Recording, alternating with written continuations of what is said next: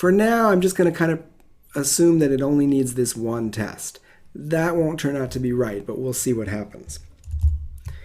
Let me run the tests, and there's one test, and it runs and fails, so it's well formed, so we can keep going. Let's see, this is the stub. We'll comment it out. We'll write the template. The template is tall question mark img dot dot dot img. We'll make a copy of that, and we'll comment out the original template. We'll label it as the template.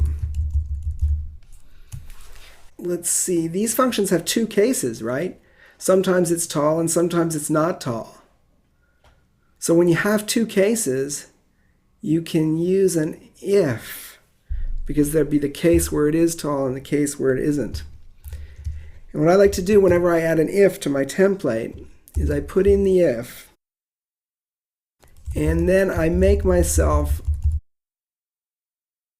3 copies of the rest of the template as a way of saying, okay, now I've got the if in there, and I need to decide what happens here.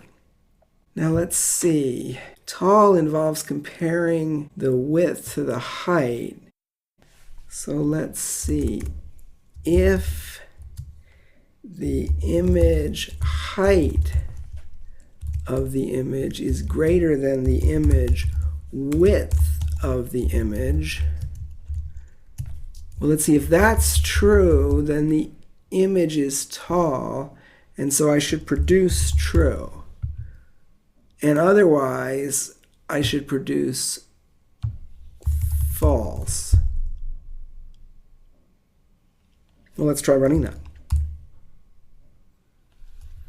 Okay, the test passed. The test passed, but are we done?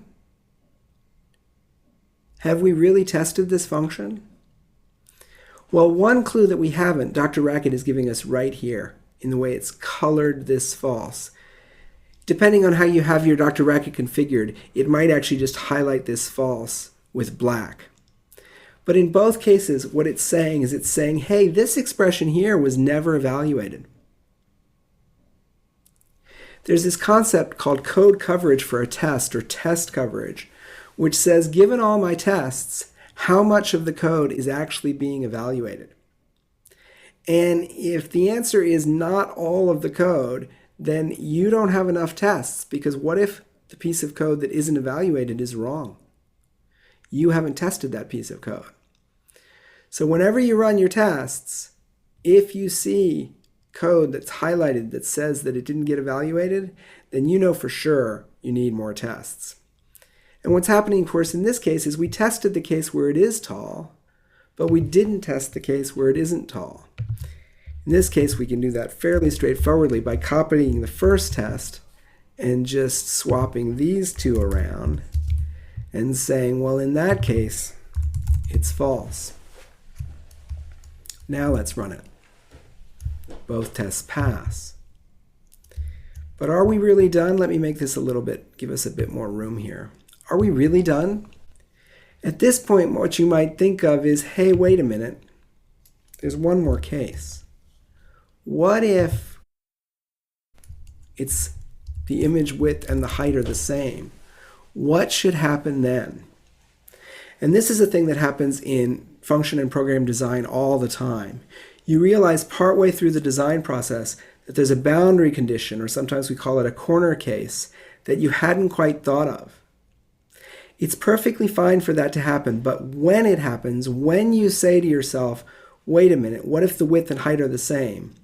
You need to immediately do a couple things. First, write an example for it. Then decide what the behavior is. And I'm going to decide in this case that if your width and height are the same, you're not tall. So write the example, write the expected result, fix the purpose. Height is greater than width. So that's unambiguous in the purpose. And if what you decided required you to change the function, change the function. In this case, it didn't. But if I had decided this the other way, I would have to change that to a greater than or equal.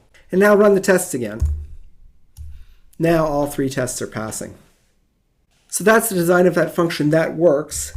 When I run it and the tests pass, all my code is evaluated. So I've got good test coverage. So I'm pretty good here.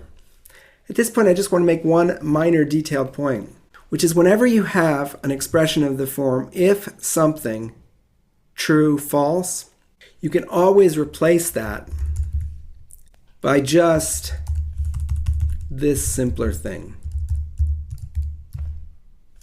Let me comment this one out.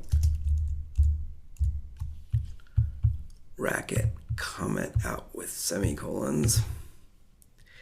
Why are these two the same? Well, look, this one says if this expression evaluates to true, then produce true. Otherwise, if this expression evaluates to false, then produce false. So that's really just the same as the expression itself. Either this expression evaluates to true or it evaluates to false. So whenever you have if something true, false, you can just replace it with the question itself. And in a normal program, once you've done something like that, you would clean this up. You delete that out from there. And in a couple weeks, you also won't leave the stub and template behind.